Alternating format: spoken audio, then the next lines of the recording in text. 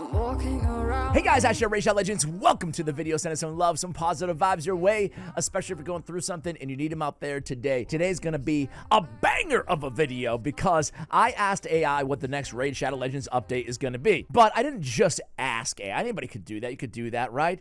But I painstakingly spent my entire Sunday, actually, last Sunday, putting together a prompt, a huge prompt where I gave all the context of every update ever in Raid Shadow Legends. Every time I learn something new, it pushes some old stuff out of my brain. Remember when I took that home winemaking course and I forgot how to drive? That's because you were drunk. And how? Moreover, all the community sentiment around each of these updates, when they were, what the popularity in the app sales for Raid Shadow Legends were at the time of those updates as well. And I gave everything that we already know about the next update and the ones after that. We do know tidbits here and there, which we'll review in today's video.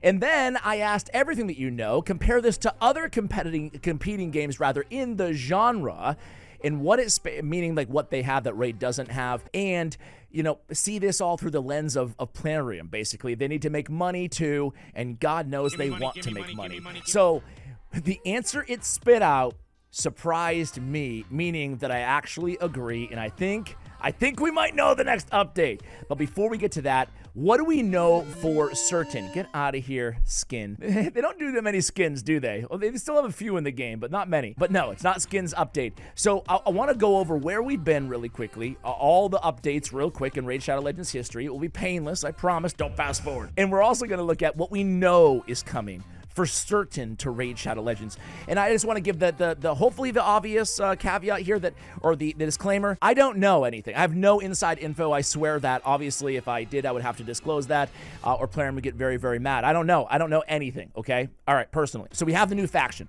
We know the new faction is going to be Greco-Roman in nature.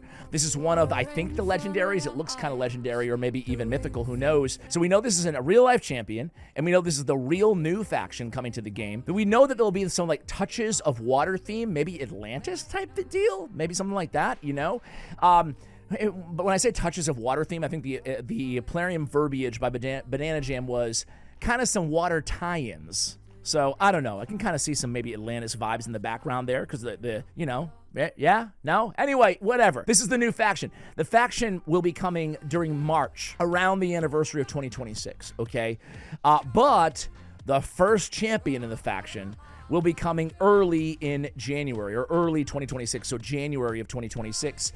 So I don't know why the first champion is going to be staggered a few months before the anniversary, but we do know that for sure. What else do we know? We know that friendly arena battles will be coming. Not only that, but they went on the record and said that they're going to also bring a way to play against other siege teams of your clan. So I think just friendly battles in general, maybe testing out siege teams as well, all will be in or somewhere in 2026. That's not this update. That's probably one of the updates after that, early to mid 2026. What else do we know? Progressive chance events. Sometime in 2026, right? We don't have any going on right now. It's like the one time we don't have one going on in the game when I want to talk about it, right? You know how they start at 15, they go to 20, then 25x? We know they're going to be changed, starting with 20x, 25, and 30x. So because of all the new champions being added, they're going to bump the progressive rewards or chance or whatever as well. But they're also going to have these new boosted events for unowned champions. You heard me right.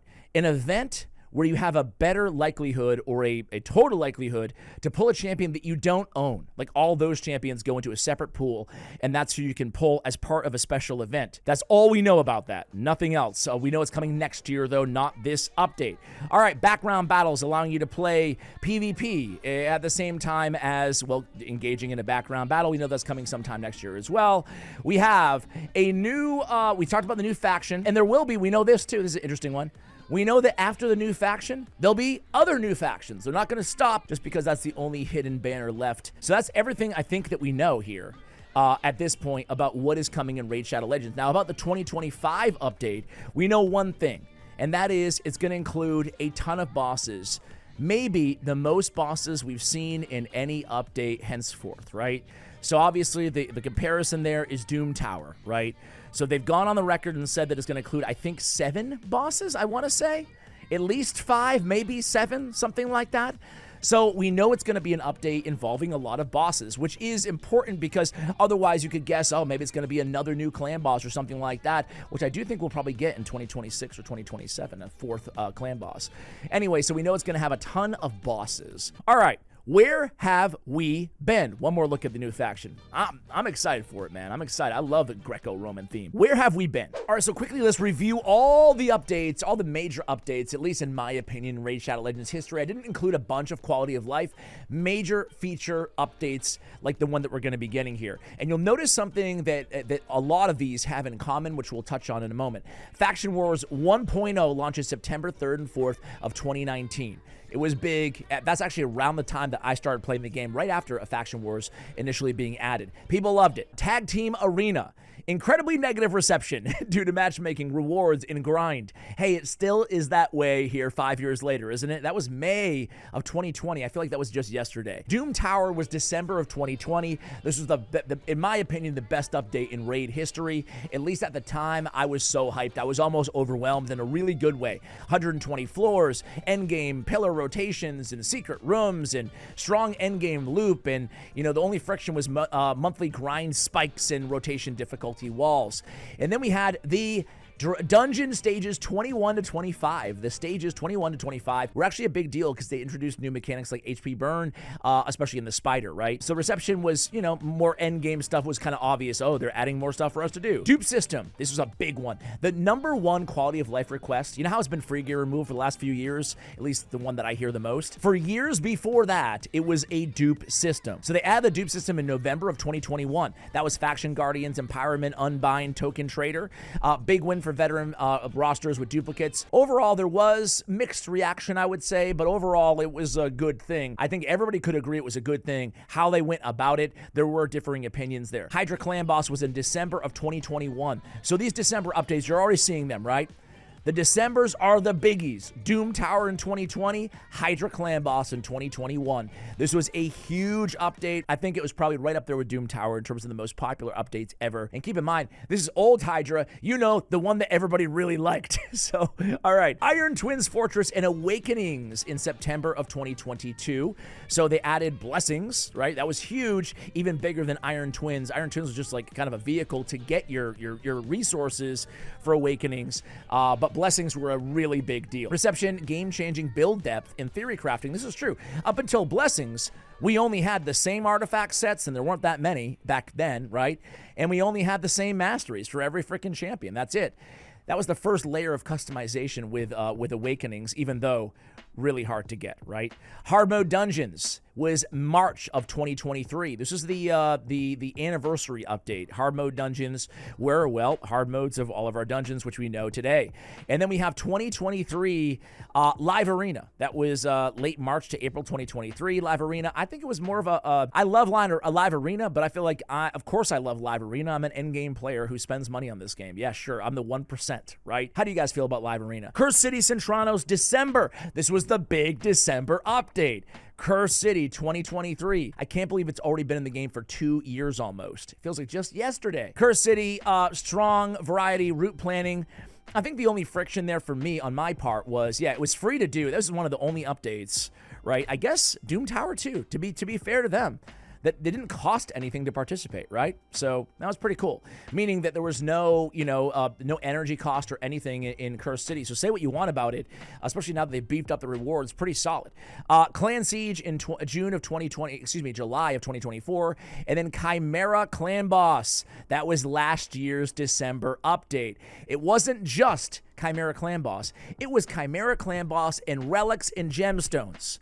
Wow. That was a freaking big one. And then we had Faction Wars hard mode. So you can already see, this is actually interesting. The reason I wanted to share this list is because just looking kind of zoomed out at all of the major updates in Raid Shadow Legends, you can see the cadence here. Smaller quality of life updates throughout the year, sprinkled throughout the year. They're not on the screen, but we know this, right? We also know that we get kind of a mid-size update, usually a building onto an addition, an existing part of the game. So building an addition onto an existing. There we go. And then we get the majors in December. So what is the prediction, Ash? Golly, it took you 10 minutes to get here. What is it? Drum roll, please. Here it is, guys. We have, love where your head's at. Plarium's pattern has been new endgame PvE pillar paired with a new champion building layer. So Doom Tower, Forge, craftable sets. Doom Tower had the Forge as well as part of that, I meant to mention. Iron Twins, Awakening and Blessings. Chimeric, Relic, and Gemstones.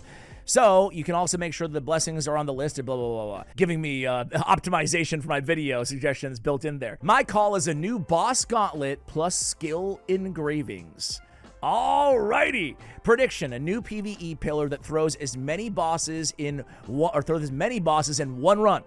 Think a branching gauntlet or trials mode paired with a new micro tuning system for kits, which I'll call skill engravings. Obviously, it might not be called that, but I think I like where the AI's head is at here, for lack of a more appropriate analogy. I like where the brain is at here from this AI, because I agree. It's going to be new PvE pillar content plus a new layer of complexity that can, allow us to build champions differently, right? Why it fits Plarium's playbook, a many bosses mode matches the public cadence of big pillars after Siege and Chimera. It also builds on the Centrano's route picking and Doom Tower rotation lessons. I like this. They consistently add a build layer with new PvE, Forge, Blessings, Relics. The missing access is per skill customization instead of whole champion modifiers. How it will likely work. The mode, a weekly gauntlet with 6 to 10 short boss rooms per ticket. You choose a path and confront different boss families and affixes. Difficulty escalates, but time per key stays at around 10 to 12 minutes to avoid grind backlash that Hydra in Live Arena got early. The layer, skill engravings, are slot-in runes that tweak a specific ability on a champion. For example, 10% base shield on an A2, plus 1 to a debuff, minus 10% potency, whatever. Convert 25% of turn meter into flat stat for this cast. The acquisition. Gauntlets drop engraving shards. Combine them into targeted runes or reroll stats from the Forge. This keeps the Forge relevant rather than obsolete. Balance layers here. Let me move down. Balance layers. Rarity tiers gated by gauntlet floor, per skill level caps for engravings don't break blessings or relics math, and a loadout system so you can save each preset mode. Why this is the most plausible next step. It creates a fresh team building puzzle for every account, even whale rosters, without power creeping their base skills. It gives Plarium monetization and grindy paths already familiar to players, mirroring souls and relics, but with more choice than pure RNG. The most bosses ever is delivered by the multi-boss run structure. Not one mega boss, which aligns with the their rotational content DNA. 2 alternate but credible routes. Raid labs plus affix bosses. A permanent lab where you can craft boss affixes, and then just let them appear in weekly rotations. Rewards are relic augments that slot into existing relic. This leans into the Chimera relics continuity. Centrano's epilogue, city sectors. Expand Curse City with a boss-dense sector and new currency to buy faction-tiered mini blessings. They reuses the city's map and satisfies the many bosses brief. Plarium will try to avoid time bloat. Expect super raid toggles or quick battles once you 3-star nodes, mirroring past quality of life pushes after community fatigue. Economy backlash. Engravings must have a pity or targeting so they don't feel like another Souls RNG funnel. Early blessings monetization drew fire. They'll want to show lessons learned. Bottom line, if I had to stake a guess, I'd script your video around a boss gauntlet, Ash. Revealed pairing with perfect pre-skill customization. It's the cleanest way to justify the most bosses ever and continue Plarium's pattern of adding new layer of champion optimization with each flagship PvE release. Want me to turn this into a script, a teaser script? No, I don't. I'm here. I'm reading you live right now. All right, guys.